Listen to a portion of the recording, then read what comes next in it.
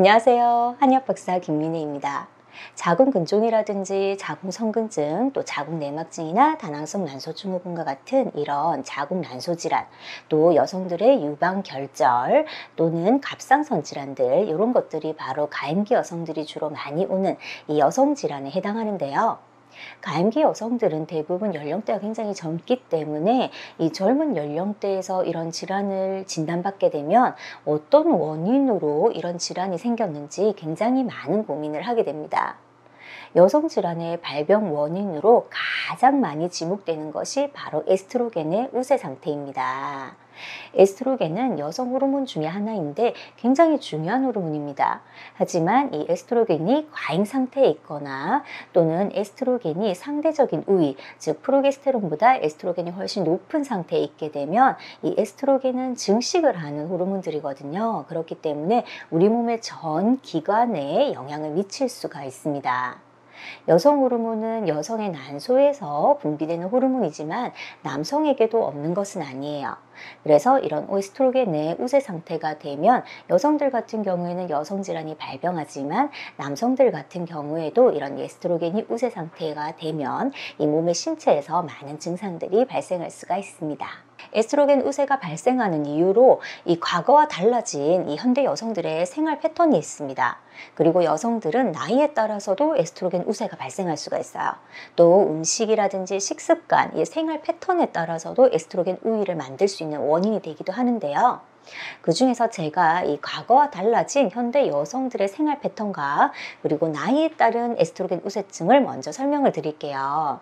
하지만 이 부분은 개인이 금방 바꾸기가 쉽지 않은 부분이기 때문에 이런 경향성이 있어서 이 현대 여성들이 에스트로겐 우위가 많이 생기구나 정도로만 알아주시면 좋을 것 같고, 뒤이어서 설명드리는 이 에스트로겐 우위를 만드는 식습관이나 음식 등이 있습니다. 만약에 여성 질환을 진단받으신 분들이라고 한다면 영상 후반부에 제가 알려드리는 이런 에스트로겐 우위를 만드는 식단 구성이라든지 피해야 되는 식습관, 이런 것들을 조금 유심히 봐주시면 좋을 것 같습니다. 에스트로겐 우세 증상이 왜 여성 질환의 발병 원인으로 이렇게 주목을 받고 있는가? 이 100년 전의 여성들은 현대 여성들과 굉장히 생활 패턴이 많이 다릅니다. 100년 전 여성들은 평생 100번에서 200번 정도의 생리를 했다고 합니다. 17세에서 18세 정도의 초경을 경험하고 또 출산이 반복되고 수유를 했기 때문에 월경을 하는 횟수가 그렇게 많지 않았던 거예요.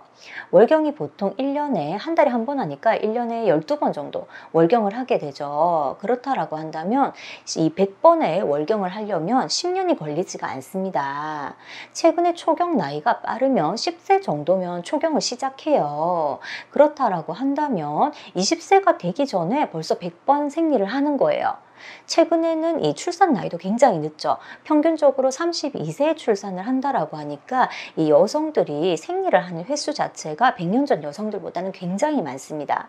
게다가 출산의 횟수도 작고 모유 수유하는 기간도 짧기 때문에 여성 호르몬 에스트로겐에 노출되는 이 기간 자체가 굉장히 길 수밖에 없어요.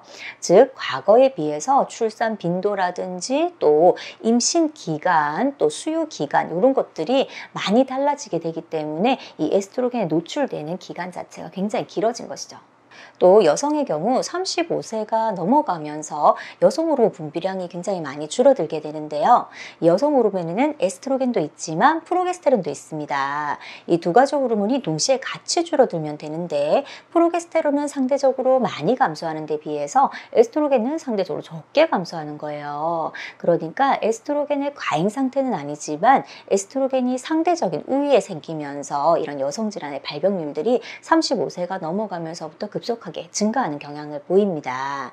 자궁근종이라든지 자궁성근종, 성근증, 이런 질환이 대표적으로 이런 에스트로겐의 자극을 받는 여성 질환에 해당하는 거죠. 앞에 말씀드린 두 가지는 개인이 변화시킬 수 있는 부분이 아니죠. 출산의 횟수라든지 또는 출산의 기간, 수유 기간, 이런 것들은 개인이 조절하기가 어려운 부분입니다. 특히 나이와 관련된 부분도 마찬가지죠. 하지만 이런 현대인들의 생활 패턴이나 나이를 제외하고도 이 에스트로겐의 우세를 만드는 다양한 원인들이 있는데 그 중에 가장 대표적인 것이 바로 음식이라고 하겠습니다. 에스트로겐 우세에 있지 않도록 우리 몸은 항상 항상성이 존재하게 되는데요.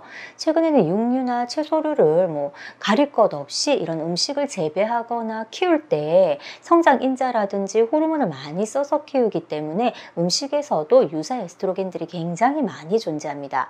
이런 음식들을 모두 피하고 가리면서 먹을 수는 없잖아요. 이런 음식들을 섭취한다고 하더라도 우리 몸에서는 간에서 이런 여성 호르몬 과잉들을 흡착해 줄 수 있는 단백질이 나오면서 분해하고 배설하는 이런 역할을 하게 되는데, 문제는 이런 간의 분해 배설하는 역할을 막는 애들이 있습니다. 바로 인슐린이죠. 인슐린 분비량이 과다하게 되면 이런 에스트로겐 과잉 상태를 막아내는 항상성을 유지할 수가 없어요. 인슐린 대사를 망가뜨리는 가장 대표적인 음식으로 바로 정제당을 꼽습니다. 밀가루 음식 좋아하시는 분들, 또 디저트류를 너무 선호하시는 분들, 달달한 음식들 선호하시는 분들이 있습니다. 이런 분들 같은 경우에는 우리 몸의 이 여성 호르몬, 특히 에스트로겐의 과잉 상태가 되었을 때 항상성을 유지하는 기전들이 굉장히 많이 망가지기가 쉽습니다. 에스트로겐은 난소에서도 분비되지만 지방에서도 분비가 됩니다. 유난히 하복부에 살이 잘 찌는 분들이 계세요. 한방에서는 소음인 체질 중에서 하복부가 비만도가 높은 분들, 이런 분들이 자궁 근종이 잘 생긴다, 이렇게 말씀드리는 것이 바로 이런 문제들 때문이죠. 특히 이 에스트로겐 같은 경우에는 이 성장과 증식을 하는 호르몬인데요. 우리 몸에서 굉장히 필수적인 호르몬이지만 이 에스트로겐의 수용체들이 우리 몸의 난소나 자궁에만 있는 게 아니라 우리 몸의 전 기관에 있습니다. 에스트로겐이 과다하게 되면 이런 전 기관에 흡착이 되면서 혹이라든지 암도 키울 수가 있기 때문에 이런 에스트로겐의 우세 상태가 되지 않는 것이 굉장히 중요해요. 에스트로겐의 우세 상태는 음식이라든지 이런 거 영향을 물론 받지만 모든 음식을 다 가릴 수는 없다라고 말씀드렸죠. 그리고 우리 몸에서는 항상성이 있기 때문에 또 어느 정도의 에스트로겐 우위 상태는 조절할 수 있는 기능이 있는데, 문제는 그 조절하는 기능마저도 막아버리면 안 된다는 거죠. 이 조절하는 기능을 막는 대표적인 음식들이 바로 정제당, 그리고 술이라든지 커피, 이런 식품들이 되겠습니다.